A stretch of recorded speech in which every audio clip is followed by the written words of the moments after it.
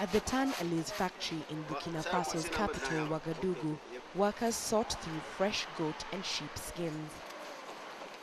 Tan Ali's is the largest factory of its kind in West Africa, processing about 25,000 skins a day. Mahamadou Ouedraogo is the general manager. Our main market is based in Europe, Italy. We are selling about 70 to 80% of our production to Italy. We are also exporting to Spain, India as well, and China also. We are starting selling to China. Burkina is a country of animal growing, and we have great potential. We think that we can reach this capacity of 30,000 skins per day. When the skins are brought in, they are thoroughly cleaned and later treated with chemicals to remove the fur through a process known as wet blue. They are then preserved, colored and finally dried. The factory makes over $10.5 million a year, supplying hides for upmarket leather designers, including Italy's Gucci. Tan Ali's employs 300 people.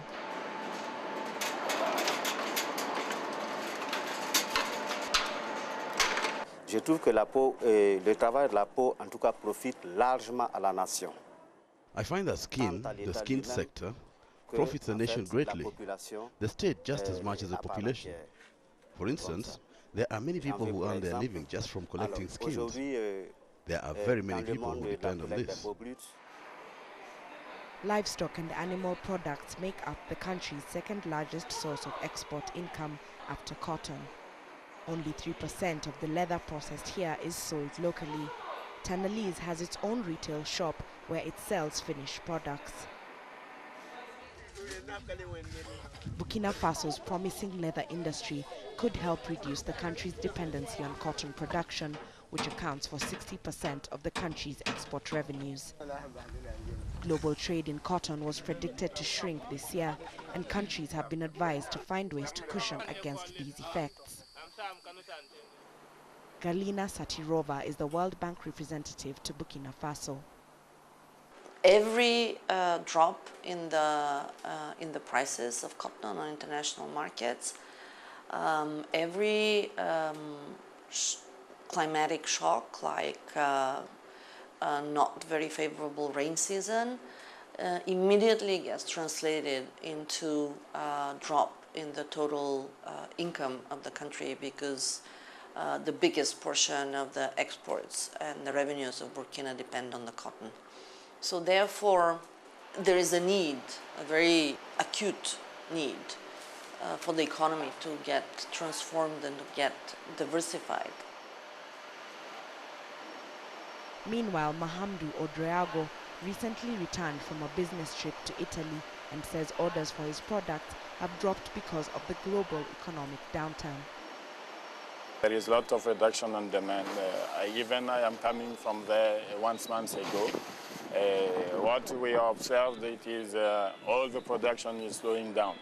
And because of that, even I have huge stock here, which is need to be sold. But everybody is also optimistic, because what I have seen, we have to work.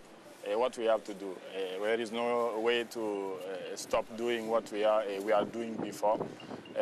But we are doing it slow now. To help improve the quality of leather produced at Tan Ali's, the factory has employed 3 experienced leather technicians from India. Riaz Kamal is from Chennai, southern India, where over 1,000 tanneries and shoe factories operate. He's helped develop new dyeing and chemical processing techniques here that will fetch better prices for finished products. There is more competition, and you can see there are more factories in India, And here in Burkina Faso, so this factory we are collecting skins from total over the countries here, all over from Burkina Faso. So we can get better quality here. There is more competition and everything there. So I don't think there is a big difference. What they are producing there and here, it is the same one.